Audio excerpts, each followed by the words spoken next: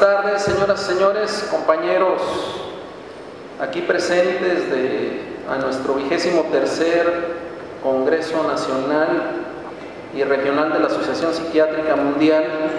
Se me permito, para iniciar en tiempo y forma y respetar su puntualidad, voy a presentar a los integrantes de este simposio de la Red Ibero-Latinoamericana de Investigación en Salud Mental Aplicada a lo Forense, tendencias de la psiquiatría forense en el siglo XXI. El doctor Fernando López Munguía, quienes la mayoría de los aquí presentes conocemos, él ha sido presidente de nuestra Asociación Psiquiátrica Mexicana y también es el fundador o el padre del área, de la subespecialidad de psiquiatría forense, y ha sido subdirector del Hospital Fray Bernardino Álvarez, entre muchos otros cargos, y también es colega universitario en la Universidad Nacional Autónoma de México, donde es profesor titular de tiempo completo. Muchas gracias por estar. Me siento obligado a hacer un par de comentarios con respecto a lo que han dicho los colegas que me han precedido en el uso de la palabra. Es interesantísimo lo que se está haciendo a nivel mundial con la psiquiatría forense. Y un ejemplo, lo que pasa en Argentina.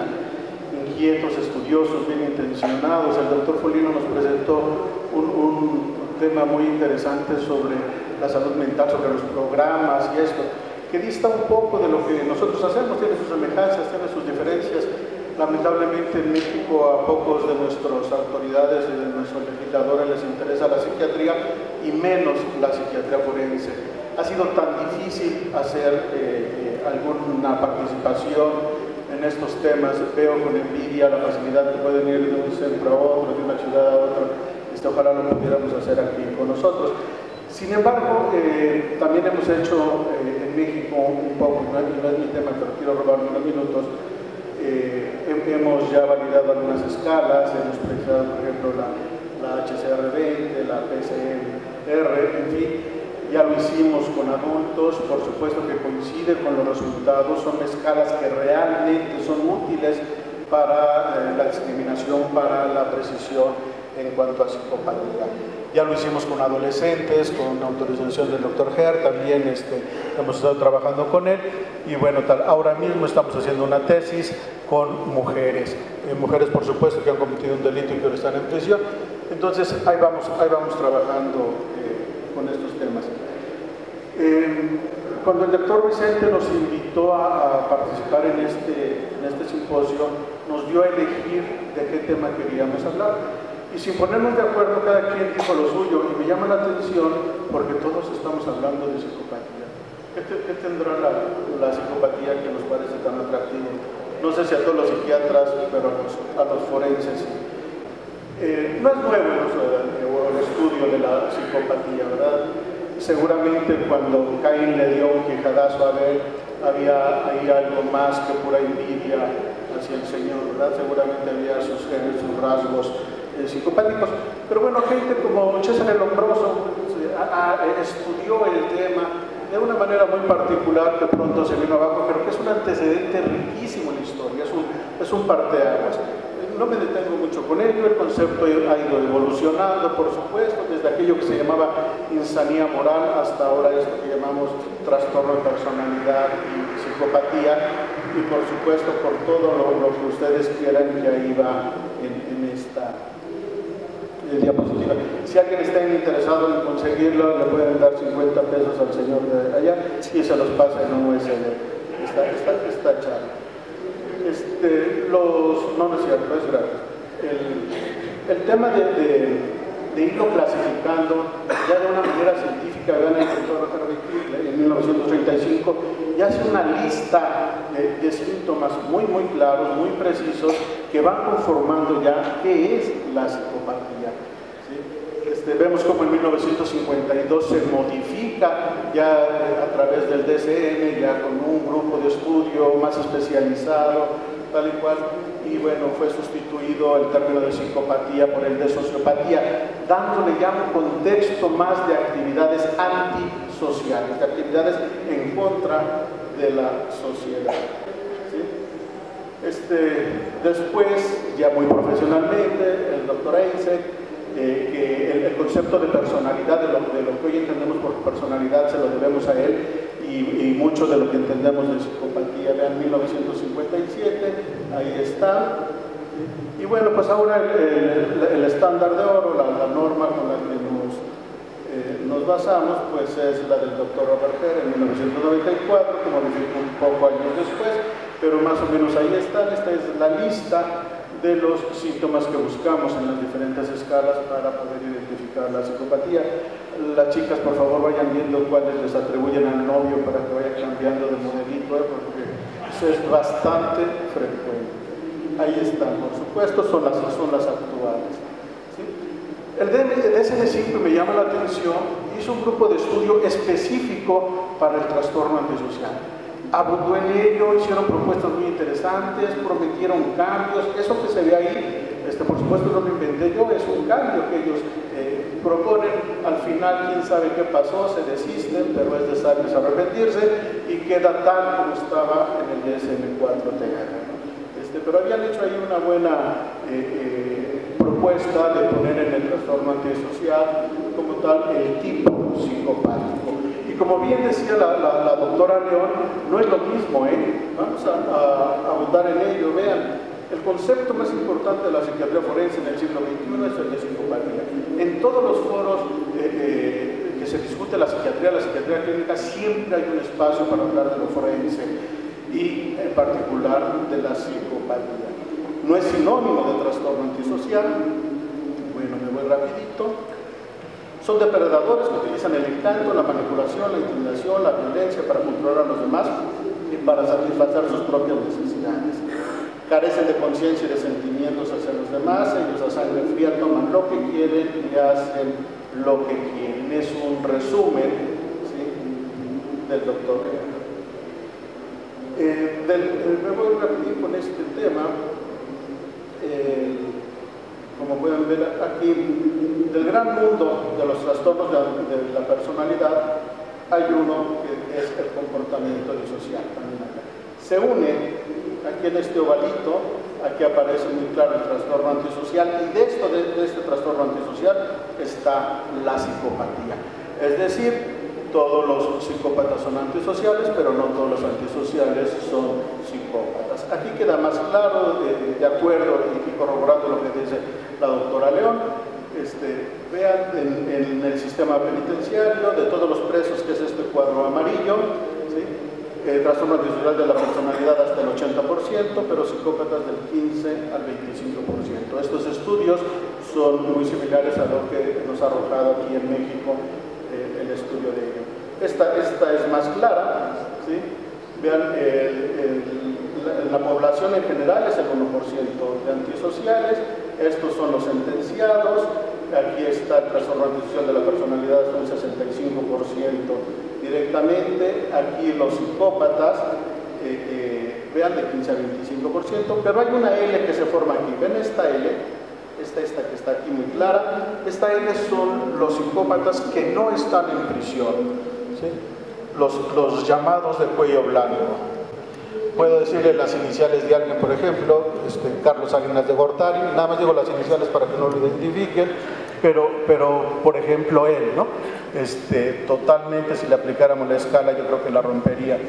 Pero no escuché, doctor, no escuché, doctor. Entonces, sí, por supuesto, aquí vemos esta L, decía, donde están los psicópatas que conviven día a día con nosotros, que están fuera de prisión y que es realmente un número importante. Me voy rapidito con lo que realmente quiero presentarles. ¿Cuáles son los hallazgos? ¿Qué es lo que hoy identifica desde las neurociencias? Es bien claro que la psiquiatría ha salido de la sombra, por supuesto se incluye bien claro en la medicina y particularmente en las neurociencias. Y con ayuda de estas nuevas técnicas de imagen, de genética, de tal, hoy tenemos estudios muy claros. Vean este caso del señor Gates, seguramente se acordarán, sufre un accidente en la construcción del tren en Estados Unidos, 1840 y algo, una barra le atraviesa el cráneo, y como de ser de una forma, él sobrevive, por supuesto, termina trabajando en un circo, de ser un ingeniero ferroviario, y bueno, cómo cambia su forma, su manera de ser, su personalidad, de ser amable, tolerante, etcétera, se convierte en alguien muy complicado, totalmente antisocial. Desde la neuroendocrinología, por supuesto, tenemos conceptos clarísimos. Se ha estudiado, vean, el cortisol, que es muy importante, la testosterona, en fin, a manera de resumen, ¿sí? Propusieron que la base del déficit emocional en la psicopatía es el resultado del desbalance entre cortisol y testosterona. Pero por supuesto que no es lo único, vean, la serotonina, la dopamina, por supuesto,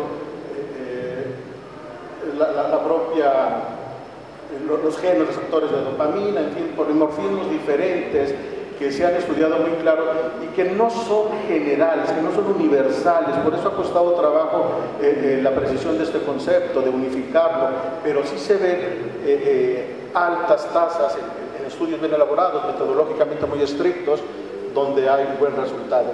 Y no se diga, por supuesto, en lo genético, ¿verdad? La genética hoy está determinando muy claro, y al final concluiremos con esto: qué tan importante es la genética, qué tan importante el medio ambiente. Simplemente basta decir que se está estudiando de manera seria, profunda, ¿sí?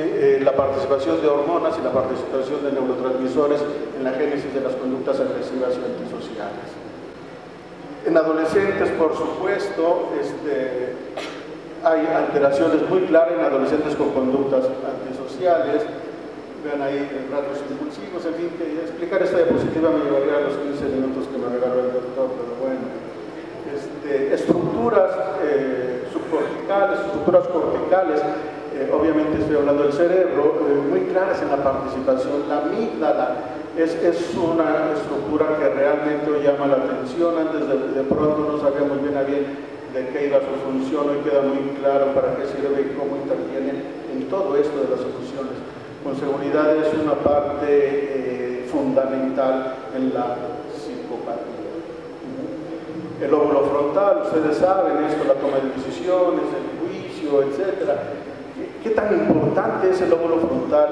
Vean, en la impulsividad, disminución en la habilidad para razonar, planificar, para prevenir, para organizarse, limitaciones en la atención, en el lenguaje, disminución en la regulación del comportamiento, en fin, bien claro el estudio de las diferentes estructuras cerebrales importantes. Aquí vean, por ejemplo, el número Acumen. ¿Qué significan esos colorcitos? Pero debe ser algo muy impresionante que quiero compartir con ustedes porque realmente llama la atención. No, por supuesto. Y así pues hay una serie de estudios, se me está agotando el tiempo, hay una serie de estudios que dejan muy claros hoy las funciones de cada estructura, para qué sirve y cómo se relaciona en el caso de la psicopatía. Vean, por ejemplo, ¿sí? Aquí el símbolo anterior que tiene que ver con la empatía. Nosotros hemos hecho como poco caso de lo que es la empatía, pero realmente la empatía no solo es la emoción y qué siente el otro, y decimos de una manera muy clásica, ponernos en sus zapatos, así caminar con ellos, sentir si le aprietan, etc. Pero la empatía va más allá, tiene realmente esa posibilidad para ponernos en el lugar del otro. El antisocial no tiene esa posibilidad. El arrepentimiento, las decisiones éticas, vean cómo cada una se relaciona con una estructura en particular que, de acuerdo a los estudios actuales, está con algún déficit, con alguna alteración ya bien diagnosticada. Ya nada más me quedan 30 minutos. Bueno, ahí está la empatía, pues no me tengo mucho. El dolor propio, el dolor ajeno, el sufrimiento, por supuesto, como en los estudios queda bien claro estas alteraciones y cómo no se prenden, cómo no funcionan las estructuras que deberían de hacerlo. Me voy para terminar con lo que quiero, pero ahí hay 254 diapositivas con estos estudios, ¿sí? Esto es muy importante, como por ejemplo en el psicópata, cuando se le pide identificar emociones, se cansa, de pronto no hay esa posibilidad de continuar y viene para abajo y ya encuentra lo mismo en la identificación de emociones en rostros. Estos estudios son muy serios, realmente interesantes. Pero bueno, le decía, me robaron 10 minutos. Esta parte de que el doctor también es abogado, pero ahí hay un montón de estudios, les decía, que están a sus órdenes, si alguien está interesado. Esta es una manera de resumen, ¿sí? Como el factor interpersonal, el factor afectivo, el factor del estilo de vida, el propio factor antisocial, todos debidamente determinados. La conectividad, cómo estas estructuras se relacionan unas con otras, ¿sí? Termino con estas diapositivas.